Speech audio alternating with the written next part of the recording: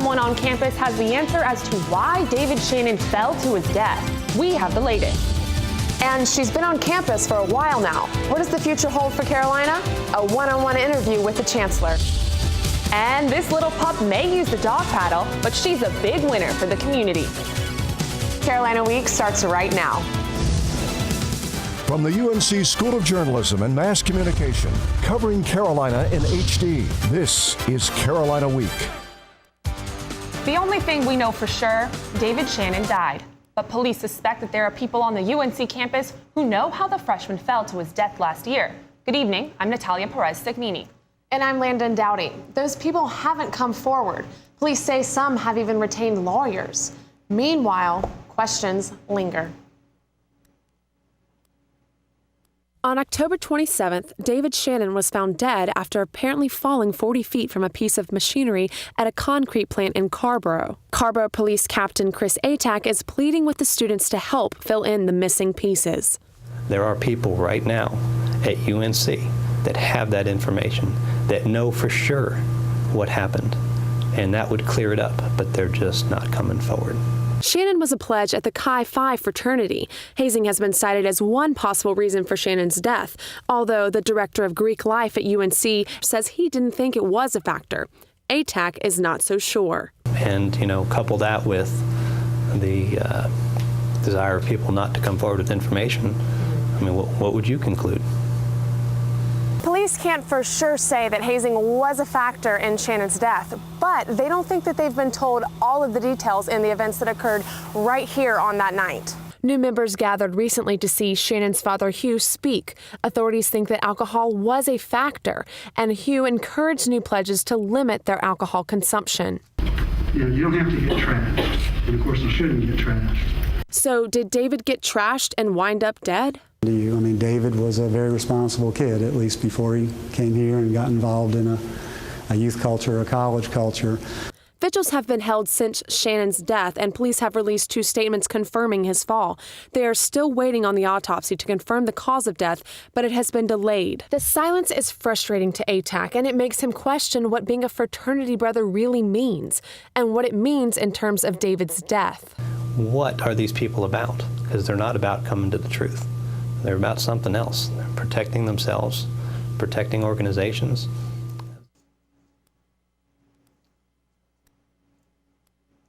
An officer for Chi Phi declined comment on what Carrboro police are saying. He referred questions to the national organization. 7 fraternities and sororities are on probation this semester. That's because they failed to meet the GPA requirements. Some lost fall rush, others parties. But is it fair? Stephanie Lopez has more. You all can do and how we can. Peter Bloomberg is the president of the Interfraternity Council. He's also a member of Lambda Chi Alpha, a fraternity that almost failed to meet the Greek GPA requirement this fall. His fraternity fell beneath the requirement one semester, but the organization's academic chair put forth an aggressive plan to get the brothers back on track. He found ways to incentivize brothers and whatnot. Through little things like gift cards and whatnot. Almost like silly gimmicks, like we were back in kindergarten, but it worked. While the members in Bloomberg's fraternity were able to meet the GPA requirement, others were not. And it's those 7 organizations that are coming under fire this fall after having their average GPA fall below the school's average 3.18 GPA for 2 consecutive semesters. Director of the Office of Fraternity and Sorority Life, Aaron Bockenheimer, says the new policy holds Greek organizations to their individual national standards. So in many ways, we are asking organizations to just do what they are already being asked by their national organizations to do. Bockenheimer says joining a Greek organization is unlike joining other organizations on campus. If you go through the ritual of initiation, you sign your name on the dotted line, you effectively agree to hold yourself to a higher standard. But it's this idea of higher standards that has some Tar Heels upset. I could see why people think it'd be unfair that only Greek organizations have this GPA requirement, but at the same time, we also are offered a lot of other things that most organizations aren't allowed. Those exemptions to the rules include things like being able to reject members and form organizations that discriminate. All in all, Bloomberg says he believes the policy is fair. The university wants us to have a certain GPA, and there's no, they just want to make sure we're trying hard in school and not just, goofing off. Though Those 7 organizations include some from the Interfraternity Council, which are Phi Gamma Delta, Zeta Psi, Pi Kappa Alpha, and Pi Lambda Phi. And they also include some from the Greek Alliance Council, which include the Delta Phi Omega sorority, as well as the Alpha Delta Phi sorority, and the Pi Alpha Phi fraternity. DPS is asking for your help tonight. Officers are looking for what they're calling a potentially dangerous person. Take a look at this photo.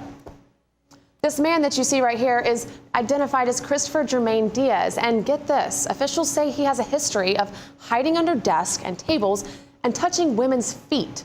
He's been charged with trespassing on several North Carolina campuses. Authorities say he's out on bond. Anyone who spots Diaz is asked to keep their distance but report the sighting. And the State Highway Patrol is still searching for tonight the driver of the car that killed 2 cyclists. Troopers say a vehicle struck cyclist Ivan Skurlock in Alexandria Samo, just south of Chapel Hill. Skurlock was pronounced dead at the scene. Samo was transported to UNC hospitals where she later died. No word yet on the type of vehicle that struck them. The incident happened on Highway 15501.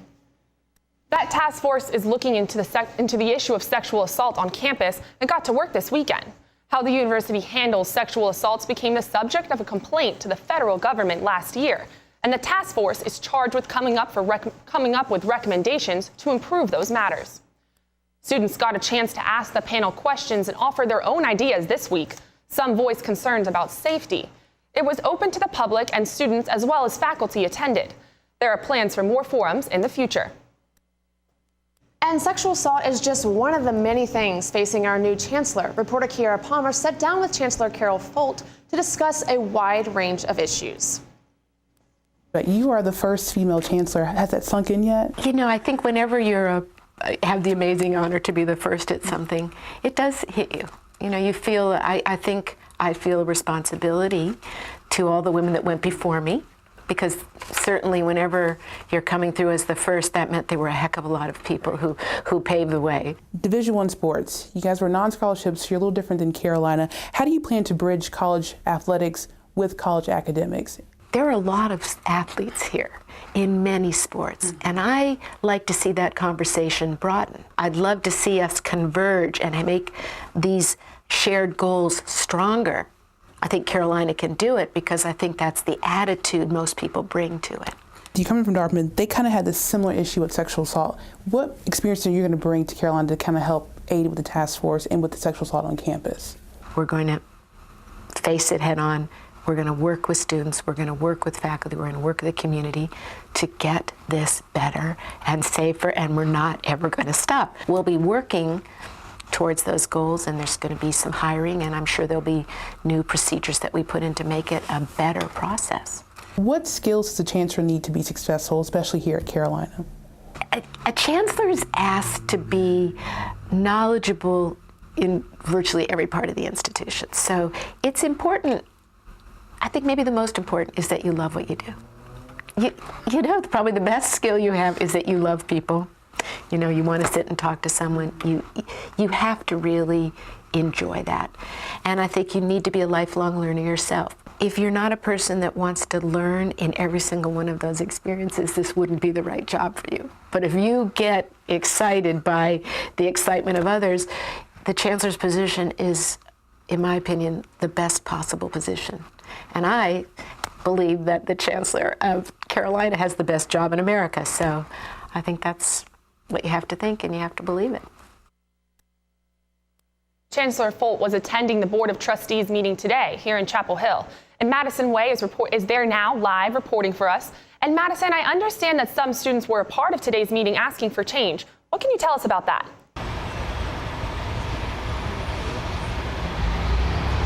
Well, Natalia, UNC Beyond Coal came to the meeting today here at the Carolina Inn. They want the university to divest itself in coal, both in investments and use. There are two primary reasons: the environment and health. 3 members of the organization spoke to the board, which includes Chancellor Carol Folt and Student Body President Christy Lambden. They presented an argument against UNC's investment in coal and urged the Board of Trustees to consider creating a working group to further discuss the issue. Board members, however, said the group's argument was one-sided. Chancellor Folt suggested the working group include representatives from the energy sector. Other members said they were just confused by the group's goals for today's meeting. Regardless, the university will continue to distance itself from coal. In 2011, the board voted to end on-campus coal plant activity by 2020. Back to you, Natalia. Thanks so much, Madison. So how do you get to campus every day? There are a lot of different ways, and most of them are a pain in one way or another. And we have 2 stories on that topic tonight. You might commute to campus, and you might not. Really depends on whether or not you have a car. But if you do drive, let me tell you, it is a pain to park.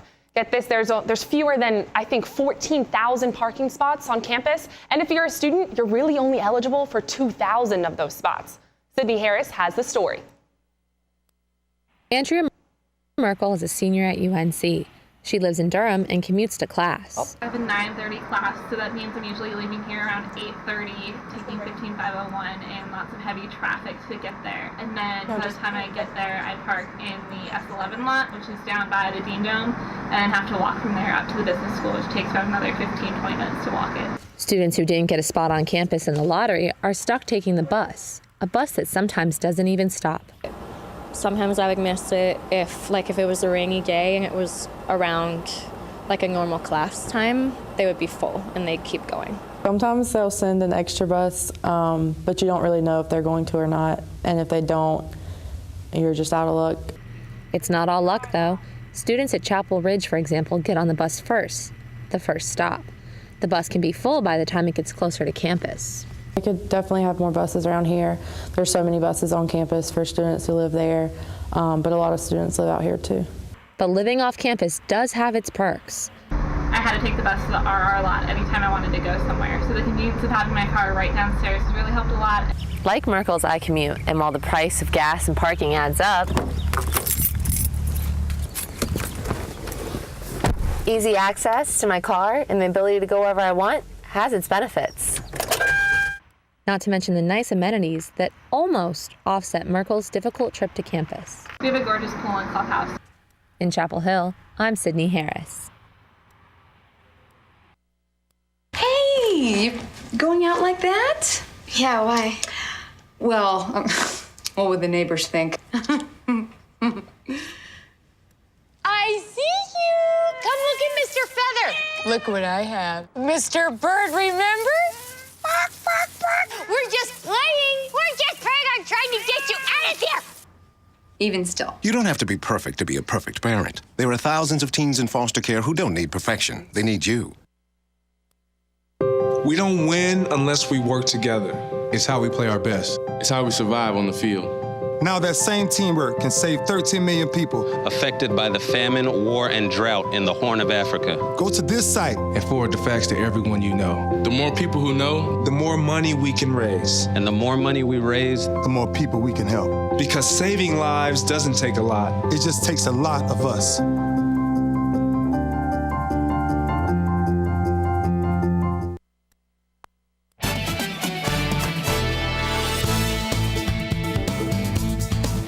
Students trying to avoid the pains of parking might choose to ride their bikes, but just like those parking spots, there aren't enough bike racks either. And did you know you can get a ticket for your bike? You gotta be kidding. No, but Kiera Palmer will tell us what the school is doing to fix that problem. Math major Renee Hayter is one of UNC's 2,600 students who bike to campus. The off-campus upperclassman thinks riding her bike is a lot easier than riding the bus. If you take the bus, you have to be out there at a certain time, and if you miss it, you have to wait 20 minutes or walk. So it provides a lot more flexibility. Parking her bike, not so flexible. Parking in certain areas is often a problem, and trying to make sure you're not locking your bike to anybody else's because you're trying to squeeze it into a small hole. Because areas at the UL are so overcrowded, it'd be difficult to fit this bike in this rack. It's just impossible to find a spot. There's just not enough space and not a common protocol I would like to see more, honestly. But there are more. In fact, there are more than 5,400 bike spaces available to bikers. So what's the problem? We need more bicycle parking in that area. DPS spokesperson Randy Young says the department is trying to fix the problem. We have a bicycle survey that's out now, just as the town does, and we'll be looking to glean some information from that and learn more about what we can do. Young says it won't come as soon as students may hope. We'd have to look at whether or not it's feasible. We'd have to look at whether or not it's cost effective and whether or not there's enough demand. Obviously, just more would help a lot. Hayter is confident the survey will show there is enough demand. Reporting in Chapel Hill, I'm Kiara Palmer. Students can voice their opinions by completing an online survey found on the DPS website, or they can attend the University Public Information Meeting on October 23rd. Why is the First Amendment important to you? There are some answers to that question this week as the School of Journalism and Mass Communication kicked off its 5th annual celebration. Officials like J School Dean Susan King and Student Body President Christy Lambden that you see here attended. The day-long event Tuesday is designed to celebrate the First Amendment and explore its roles in the lives of Carolina students. It was organized by UNC's Center for Media, Law, and Policy. Dog days of summer may be over, but some of our furry friends weren't quite ready to say goodbye. Our Delia Diambra captures their last splash this weekend. Meet Lola, a 4-year-old adopted boxer pit bull mix who loves the water. Owner Marta Sanchez says Lola has experience in all bodies of water. She swims in the Eno down in Hillsboro, and she also has a little wading pool at home, very little one. Little Lola has attended 2 other dog swim events in the Triangle area, but Saturday was her first one in Chapel Hill. Orange County Animal Services Program Coordinator Sarah Follen says the 9th annual dog swim raised money for more than just adoptees like Lola, though. We split the money with Chapel Hill Parks and Rec, so the money goes to help our dogs and it goes to help the aquatics program at Chapel Hill Parks and Rec. The A.D. Clark Community Pool definitely allowed running on the pool deck, eating in the water, and diving into the shallow end. Some pups clung to their owners while others caught a few rays. But Lola found a familiar face, her Husky-Doodle boyfriend, Crockett. And Crockett was her love of her life for the first 2 years of her life. With water under her paws, her love by her side, and unlimited treats and frisbees, Lola's day was made. When she sees one of her buddies, she's ready to play and just be happy. Happiness was definitely in the eye of the ball holder. And thanks to the event's more than 100 participants, Lola was able to make a few new friends and add another event to her water-treading resume. In Chapel Hill, I'm Delia Diambra. Oh, how cute is that? So adorable. What a pool party. Why weren't you there with your dog? You know, Lola reminds me of Tino, my dog, and had I known about it, we would have been there next year for the 10th annual one. Well, at least they had good weather. And coming up, we have Catherine Thompson to give us the weather report for this week.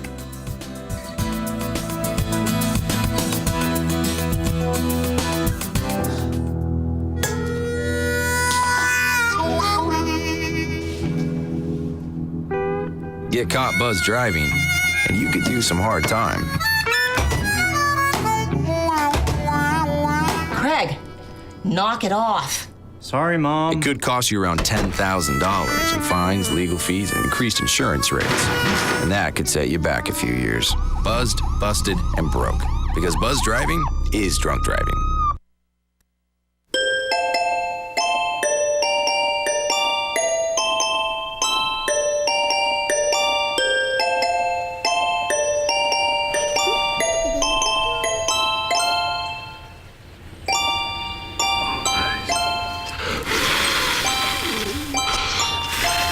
The smallest moments can have the biggest impact on a child's life. Take time to be a dad today. Call or visit fatherhood.gov to learn more. My name is Fernanda. I'm the wife of a teacher. Budget cuts affected my husband's salary, so I'm picking up some part-time work. We're doing everything we can to make sure our kids eat today. Tomorrow, I just don't know. Fernanda, how'd I do? Well, I usually fold the underwear first. I meant the acting, but good to know. Play a role in ending hunger. Visit feedingamerica.org/hunger and find your local food bank.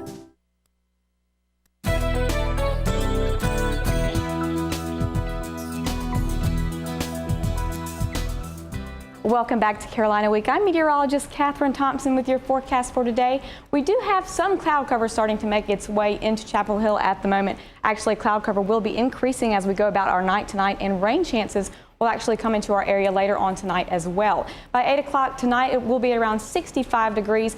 30% chance of rain, 30-40% chance of rain overnight and into tomorrow morning. By 8 o'clock as you're heading off to school or to work, 58 degrees is where we'll be at by then. Cloud cover in the morning, but we will be clearing out later on tomorrow afternoon. By lunchtime, we'll be at around 72 degrees. So it's actually going to shape up to be a beautiful day tomorrow.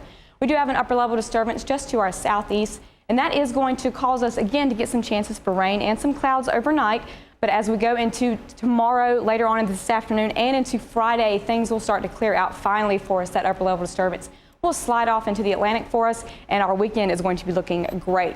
As for tonight, again though, 56 degrees for the overnight low, just a tad lower than we usually are for this time of year. Mostly cloudy skies overnight, an isolated shower or two going into tonight and into tomorrow morning.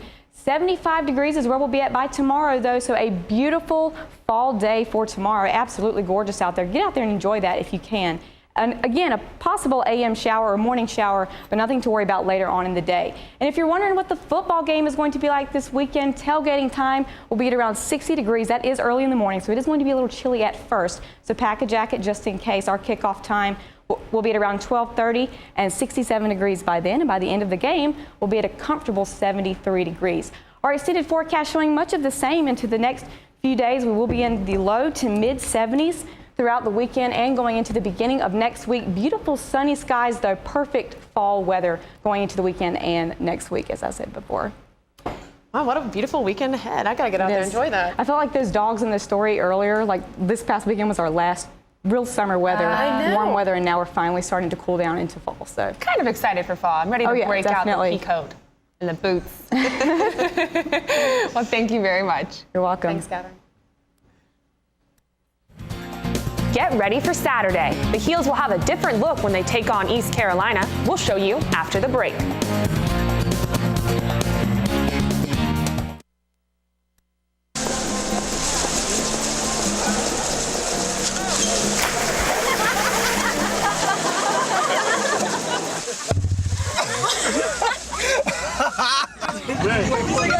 My dad's one of the producers here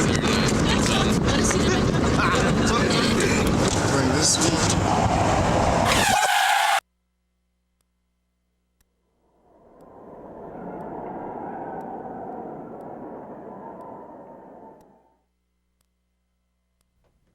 Oh, those boys are much too much. Those boys are much too much. We got the spirit. We're hot. We can't be stopped. We got the spirit. We're hot. We can't be stopped. We're going to beat them and bust them. Beat them. The smallest moments can have the biggest impact on a child's life. Let's get a little bit rowdy. R-O-W-D-Y. Take time to be a dad One more today. time. All those boys are much too much. Those boys. G-Morning, sunshine. Wakey, wakey. Text me. Are your parents home later? We can hang. LUV, love you. JK. Holla back. Holla back. Holla back.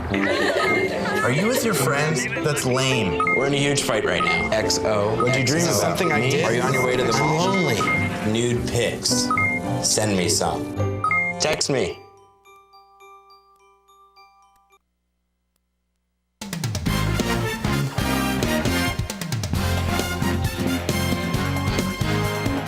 Welcome back to Carolina Week. I'm Allie Massione. When you're at the top, there's nowhere to go but down, and down went the men's soccer team.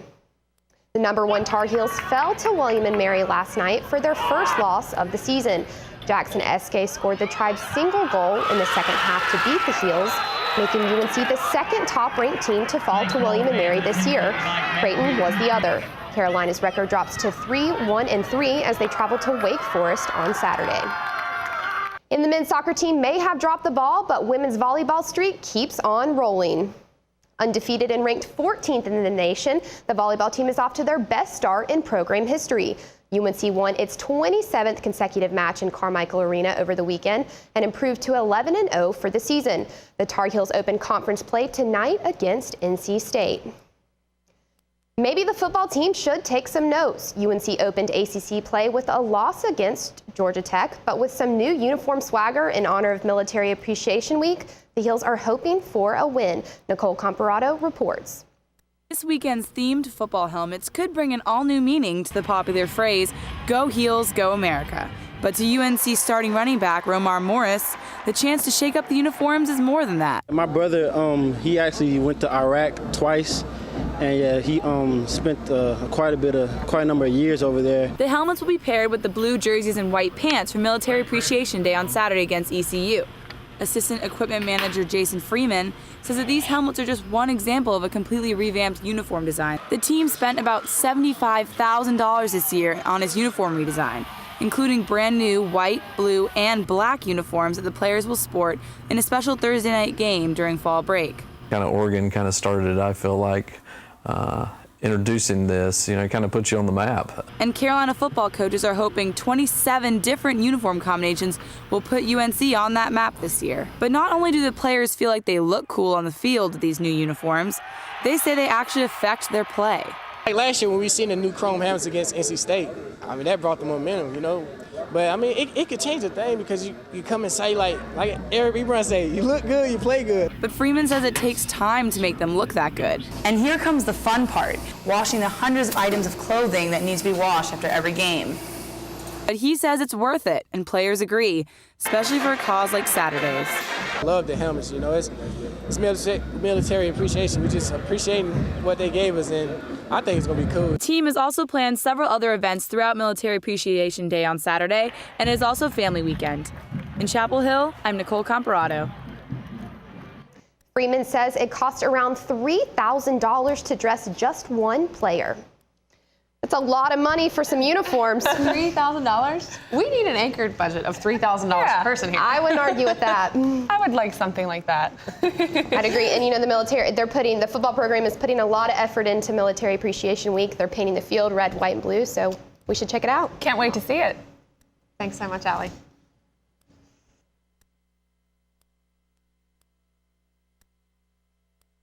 First-hand foot-stomping look at the ladder coming up.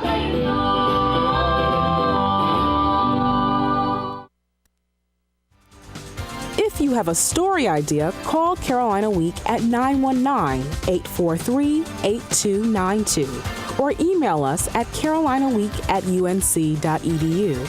And if you have questions about this program, write to us at Carolina Week, Campus Box 3365, UNC-CH, Chapel Hill, North Carolina 27599. Be sure to check out Carolina Week online at carolinaweek.org.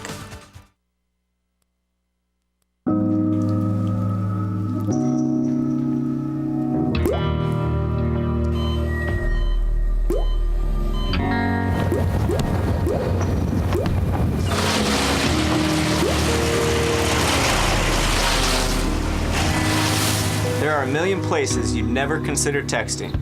So why would you do it while driving? Leave risky driving to the professionals. Stop the texts, and together we can stop the wrecks. Hey, I'm Anderson Cooper. As a parent, you want to make sure that your child knows how to deal with bullying when they see it happening. And chances are they want to help, but they don't really know how.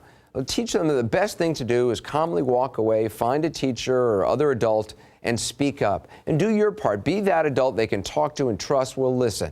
Join me to help stop bullying. Go to stopbullying.gov to find out more.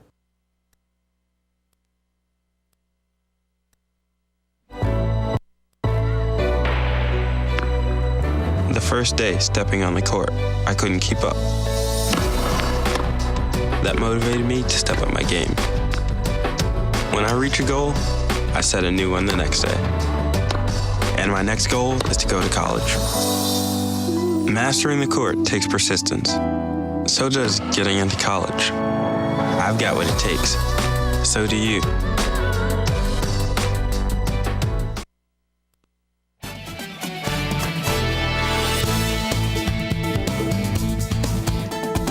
Library was anything but quiet on Thursday night. It sure was. That's thanks to a performance by the Quavy sisters. They're a fiddling trio from Texas. The Coiby sisters have been performing together for more than 10 years. And they've even played on the same stage as country great George Strait. Sisters Grace, Sophia, and Huldah all play the fiddle and are all accompanied by a guitar and upright bass. The band plans to release a new album in the upcoming months. That does it for this edition of Carolina Week. Thanks for joining us, and we'll see you next week. Good night.